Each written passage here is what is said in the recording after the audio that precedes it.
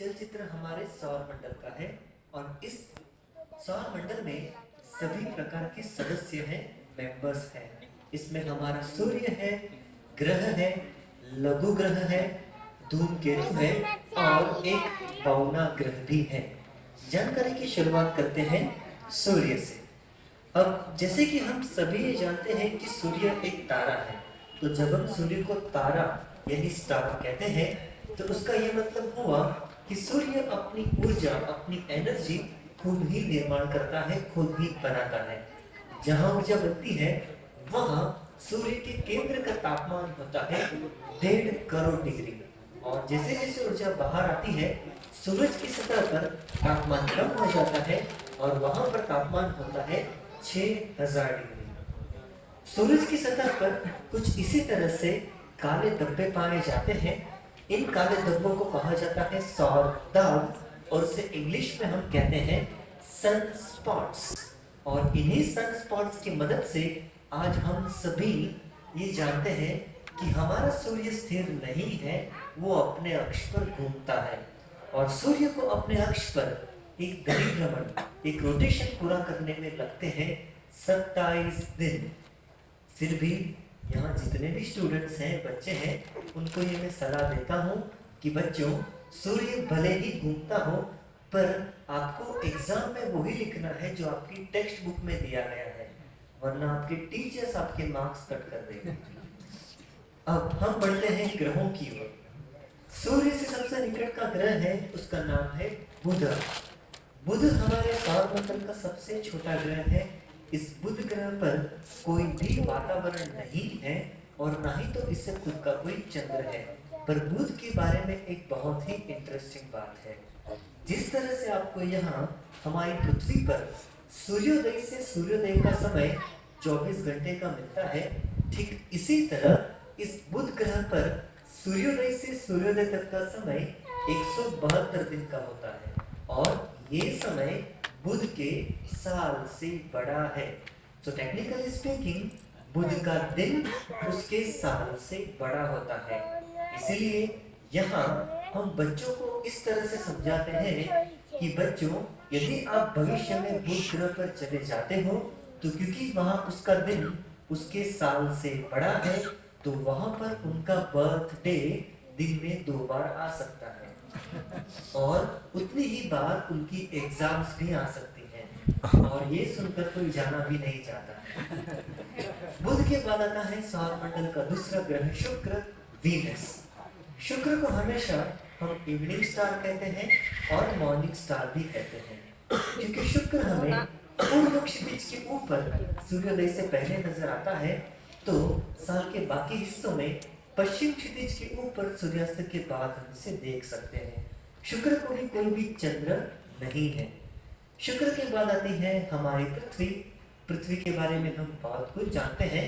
हमारी पृथ्वी के पास एक प्राकृतिक उपग्रह है जिसे हम कहते हैं चंद्र या मून। अब यहाँ ये जो चार्ट है मेरी बाईं ओर, इस चार्ट में यहाँ नीचे एक छोटा सा चित्र है, छोटी सी पिक्चर है मून की। दोस्तों, चांद के बारे में एक बहुत ही प्रचलित गलतफहमी है, एक मिसअंडरस्टैंडिंग है, और वो ये है कि हम सभी हमारे चांद को बहुत ही खूबसूरत मानते हैं। पर अगर आप चांद को भविष्य में किसी टेलीस्कोप से देखें तो आप पाएंगे कि चांद पर बहुत सारे खड्डे, गड्ढे, पत्थर और पहाड़ के अलावा और कुछ भी नहीं है। इसलिए दोस्तों, चांद सुंदर भी नहीं है। तो अगर आपको भविष्य में कोई कहता है कि आप चांद जितने सुंदर हो तो आप समझ जाइए वो क्या कहना चाहता है और उसकी ये कॉम्प्लीमेंट आपको देनी नहीं है, स्पेशली गर्ल्स। अब पृथ्वी और चंद्र के बाद आता है लाल ग्रह मंगल, मार्स। मंगल हमें दिखने में लाल रंग सा दिखाई देता है क्योंकि मंगल ग्रह की मिट्टी में जंग पाया जाता है। तकनीकी रूप से हम जंग को कहते हैं आयन ऑक्साइड। इसे आज खुद के 2 चंद्र हैं। मंगल के बाद आता है एक लघु ग्रहों का पट्टा और उसके बाद आता है सौरमंडल का सबसे बड़ा ग्रह गुरु ग्रह जुपिटर।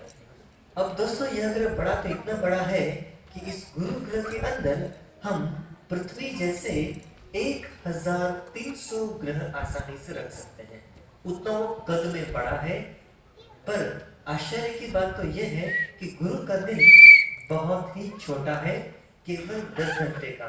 यानी अगर आप वहां भविष्य में रहने चले जाते हैं तो वहां 5 घंटे का दिन होता है और 5 घंटे की रात होती है। तो वहां आपको ऑफिस में जाना पड़ेगा केवल 2 घंटों के लिए, और बच्चों के जो स्कूल होंगे वो होंगे केवल 30 मिनट्स के लिए।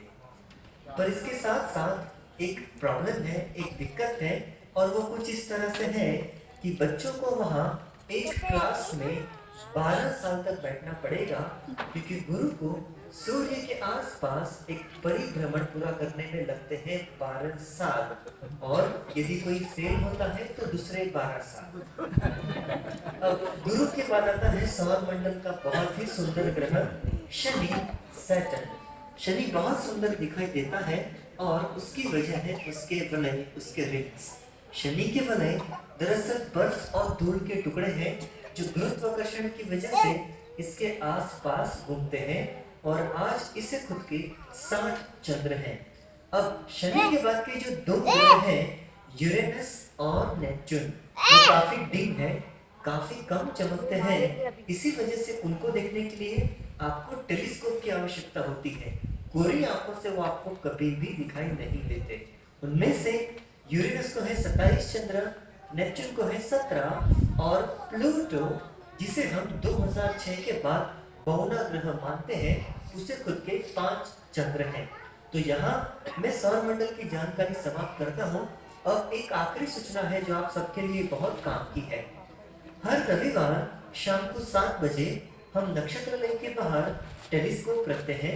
उस टेलीस्कोप से शाम के समय आसमान में जो भी ग्रह और अवकाशीय पदार्थ होंगे जो आपको दिखा पाएंगे, वो हम आपको टेलीस्कोप से दिखाएंगे।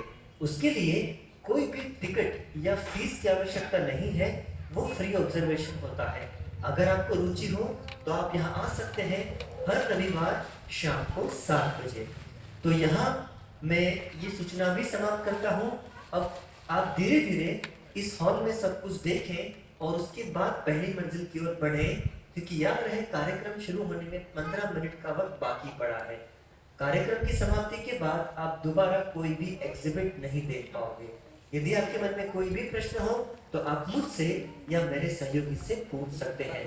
आकाशगुरु और पहली मंजिल की ओर जाने का रास्ता मंगल विराट दृश्य के बाईं ओर से है। धन्यवाद, थैंक यू।